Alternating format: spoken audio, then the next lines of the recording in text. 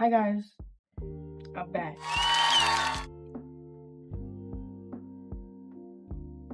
Now I want to try another makeup style, and I don't want to be awkward and not entertaining, so I'm going to talk about my birth story. Okay, we're going to start with skin prep. My skin already looks a bit shiny today. Anyway, so we'll start with what got us there. Pregnancy for me, honestly, it wasn't that bad. I think the worst part was I got more emotional. I'm already a very emotional person, and I got like extra emotional labor. So on May 30th at 12 o'clock in the morning, I was tossing and turning all night because I was having contractions and I could not sleep through them.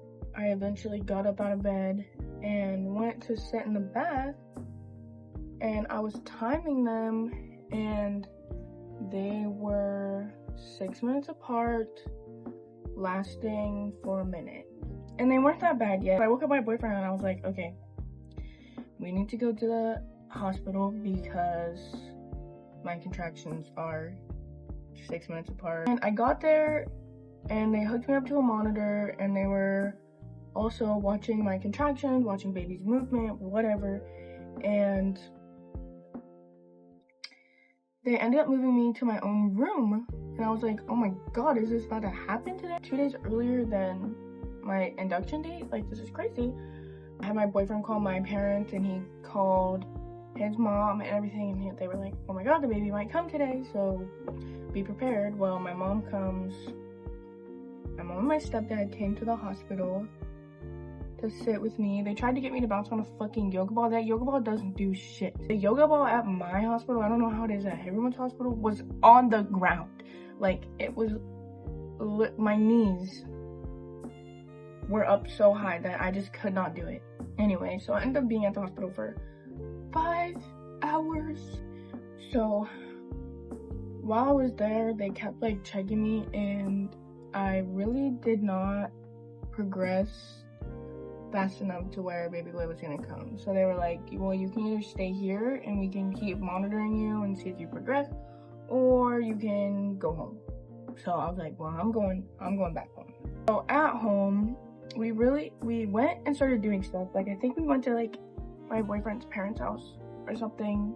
We went somewhere, and I was contracting bad. Like, they did not lighten up after coming home from the hospital. Like, they felt like period cramps. Like, I'm not even, okay, people say it feels like period cramps, then you're like, okay, well, you cramp a lot during pregnancy. No, it literally felt like a replica of period cramps. Literally the exact same. And I know you're pregnant for so long, you kind of forget, but as soon as you feel that cramping, you're like, okay, yeah, this is what they're fucking talking about. This literally feels like how my period felt. But then, right, so I go the whole day like that. They were very inconsistent. After I left the hospital, they were not 6 minutes apart anymore. They were just they happened when they wanted to. I ended up trying to go to bed. I think we went to bed a little bit later that night, and I could not fall asleep. Like, I was in that light sleeping stage. So on June 1st, right, I started timing my contractions again, because then it kind of felt like I was getting no break in between. Like, they were 3 minutes apart, so I was getting a break in between, but they were just happening so back to back that it did not feel like that. So I put out my little timer. I think this time it was like, I think it was also midnight, or no, they started happening at 11. And then I started timing them. I went and I sat in the bath again, because that's usually what helped. Like, whenever I was cramping or I didn't feel good, I would go and I would sit in the bath. They were 3 minutes apart, happening for 1 minute. And I was like, fuck, like, we need to go back to the hospital. And I feel bad waking up my boyfriend, but we got to go. I went in there, and it was like they fucking boom shot up as soon as I went to the hospital. Like, I can't even describe. I was like talking to my boyfriend, trying to talk to my boyfriend. Contraction would happen. I would be all knelt. Is that a word? Okay, I would be all hunkered down, like squeezing him, crying, and then it would stop and I'd be up and talking and laughing again. So obviously they ended up ramping up, and they did hurt, and it was kind of, it's one of those pains where it's like, okay, I cannot relieve it. Like, at least with a period cramp, like, you can get in certain positions to where it relieves that pain. Contractions, you cannot. I will say standing up and dealing with them is a lot better than laying down. So they asked if I wanted a yoga ball. I was like, sure, but they never brought it in, which is fine because I wasn't gonna sit on it anyway. And then I was contracting really bad. And then they came in and they checked me, and I was 4 centimeters dilated. When I left the hospital the night before, I was 1.5 centimeters dilated, left at 2 centimeters. So in a day, I went from 2 centimeters to 4 centimeters. And they're like, you can get the epidural. Do you want it? And I was like, please give me the epidural. So they were like, okay, well, the guy has to come from a different city, so you're gonna have to wait 30 minutes. I was like, fuck. Okay, the guy comes and he's giving me the epidural. Now, the epidural isn't even that bad. I'm someone that's scared of needles. I was a little nervous, right? But I wasn't scared. Like, at that point, the contractions I was dealing with, I was like, I'm so fucking ready to just not feel this anymore. Just stab me in the back, please. I had the nurse in front of me, and she was like holding my hands or whatever while I was going through contractions, because you have to sit. I guess I just naturally have a shrimp pose, because my mom and everyone that's given birth around me, they're like, they're gonna make you sit, like, arch your back like a cat. So I was just sitting there like this. And I was like, do I need to arch my back? And he was like, no, you're fine. So I have to sit like that while dealing with contractions. And the nurse in front of me, such a sweet lady, she was like, you're doing so good, like, you got it. And I was like, these are such, I didn't fucking believe her, but such words of encouragement. I can't find my lash separator, and my lashes look busted. Anyway, so I'm sitting there, and you can't move, so I'm sitting there like crying through these contractions while this guy is sterilizing my back and about to poke me with a needle.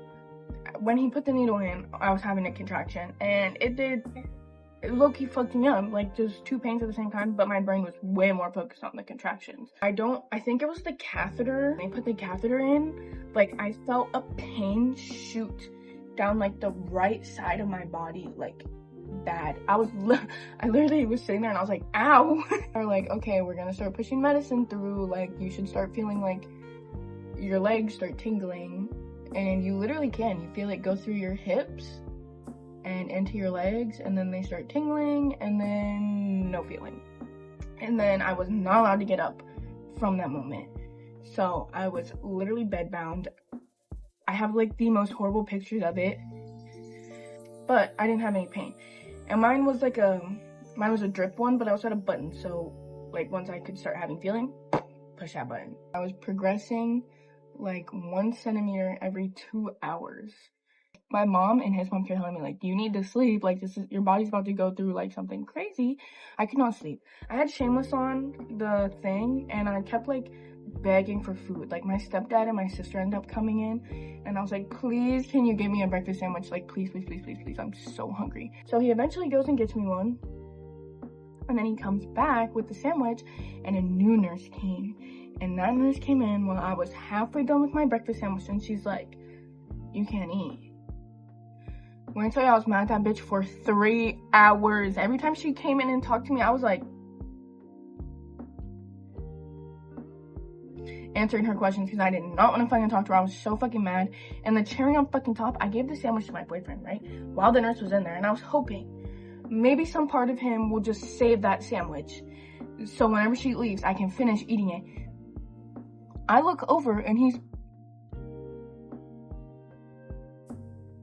Are we fucking kidding? They come in and check me.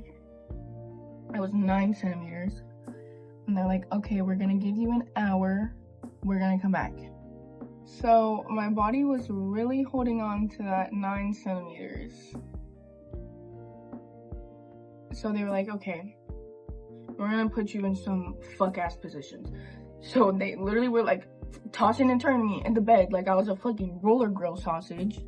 And I think they had me like lay on one position. They had me like on my side with my leg like a peanut ball in between my legs. And they had me do that on each side for 20 minutes. And then I end up falling asleep. They come back and they check. And they said 9 3/4 because my cervix really just did not want to let go of him. So they kept having me try like different positions, right? They had me up, I don't even know what positions something about a cowgirl, I think they said, or cowboy, and I was like, whoa, that's how I got here. But I ended up falling back asleep. So they left me there for 2 hours, I think. It could have been an hour, it could have been 20 minutes, I don't know, I fell asleep. And they come back in and they check, and they're like, oh my god, you're 10 centimeters, we can start pushing if you want. And I was like, fuck yes, if that's gonna get the baby out quicker. My mom was in there, my boyfriend was in there, obviously. And my mom was in charge of holding one leg, and my boyfriend was in charge of holding the other. I didn't push the button again, and I was kind of just letting the epidural lighten up so I could feel what I was doing. And I kept telling my mom and my boyfriend, like, you guys need to, like, shove my legs into my chest hard as fuck.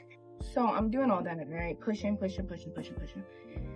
And he starts crowning. Now, by this time, I let my epidural wear a lot. So I could feel, like, an intense amount of pressure there. And my contractions at this point did not matter. Like, they're telling me, wait to push until you have a contraction because it makes it so much easier.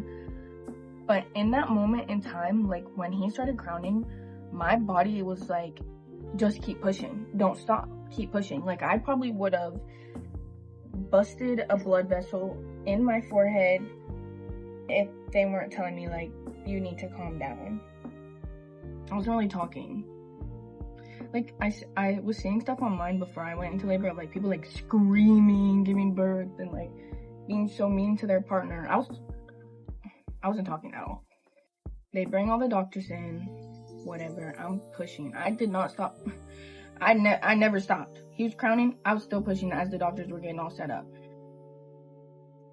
And this is where it gets a little foggy for my brain. Like, when people say after they come out, like, you forget everything, it's not a lie. They're like, do you care if students watch? At that point in time, you could have asked me if I cared if you bombed my house, and I would have said no. You know, I'm pushing. Boom, his head pops out. And at this point, like, I did not push the epidural button since I started pushing. So I felt it. I felt his head come out. And then they were like, mind you, this whole time I'm not saying anything. I'm literally just grunting, crying, and pushing. There is no screaming. There's not a lot of noise coming out of me other than, like, the straining sound. So his head pops out. And they're like, do you want to reach down and touch his head? I said, nope, and went right back to pushing. His shoulders come out. I felt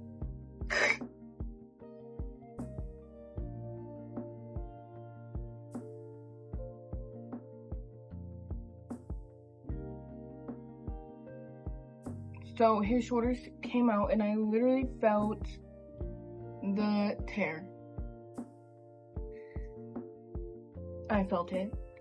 It didn't really hurt that bad because, I mean, I just had shoulders come out of my hoo-ha, baby shoulders. So I really didn't feel the tear that much. I mean, I felt it, but I didn't feel pain from it. But I had a 2nd degree tear downwards. I also tore upwards by my urethra. After the shoulders come out, literally it feels like, because you can feel the baby, like, in your hoo-ha coming out. He was like, it was like he just glided out right after the shoulders. So after you get the head out and the shoulders out, easy. So he came out and they basically like him onto my chest. So my boyfriend says, I don't really remember them like throwing him on me, but apparently they did. You can still feel like, because obviously you have to deliver the placenta too, so you can still feel that there's something inside of you. Like it's so strange.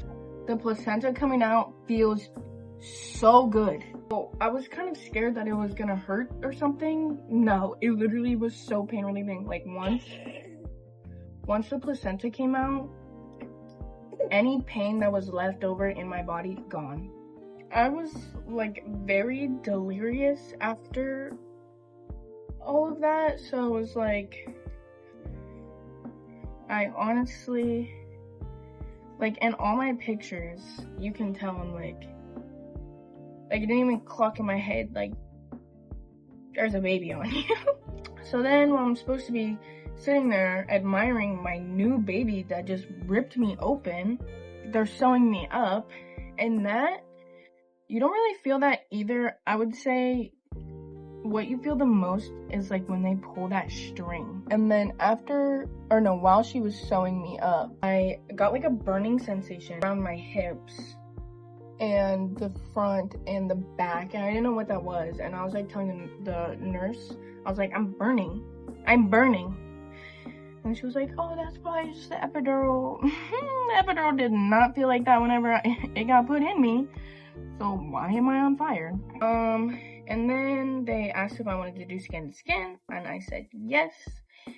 And since I was breastfeeding, I had to try and see if he would latch, and he did. And that is also a whole different pain no one ever tells you about. I felt like my nipple was literally being sucked off the bone. Imagine you have a chicken wing in front of you, and you hit that's what it felt like was happening to my nipple. Anyway, so that was my labor story. That was me giving birth. And here's the finished, the glue is still drying on that. Don't mind that. Let me just get into natural lining for you.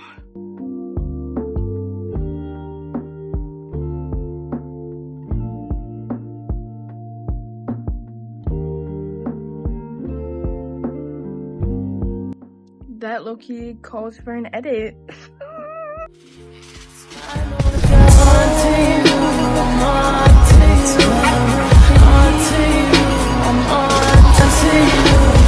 Anyways, I hope you guys really liked the video.